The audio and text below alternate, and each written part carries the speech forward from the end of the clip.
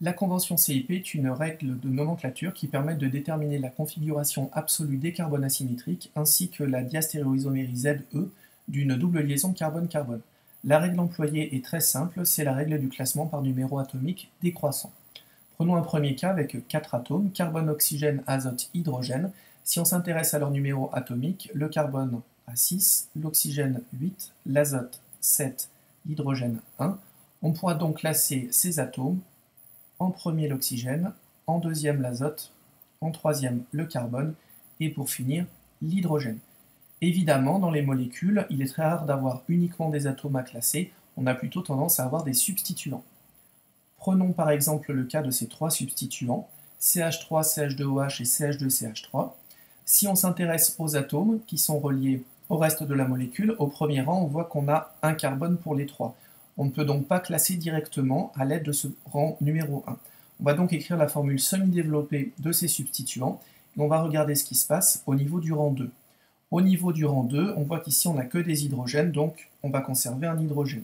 Ici on a hydrogène ou oxygène, on va prendre celui qui a le numéro atomique le plus important, donc l'oxygène. Ici hydrogène, carbone, hydrogène, on va prendre le carbone qui a le numéro atomique le plus important. Ici 6, 8, 1. Au niveau des substituants, celui-ci sera donc le numéro 1, celui-ci le numéro 2 et celui-ci le numéro 3. Évidemment, si jamais le rang numéro 2 est identique pour tout le monde, on passe au rang numéro 3, voire au rang numéro 4, etc. Dans certains cas, il n'est pas évident d'arriver à déterminer le classement CIP, notamment quand on a des doubles liaisons. Si on prend un substituant avec une fonction aldéhyde et un substituant avec une fonction acide carboxylique, on écrit la formule semi-développée.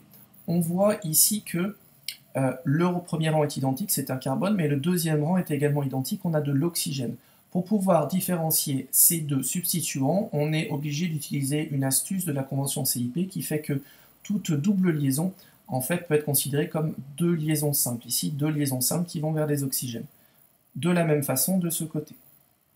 Au final, on a donc ici deux liaisons simples oxygène, une liaison simple hydrogène, et ici trois liaisons simples oxygène. Ce sera donc ce constituant qui sera prioritaire par rapport au deuxième constituant.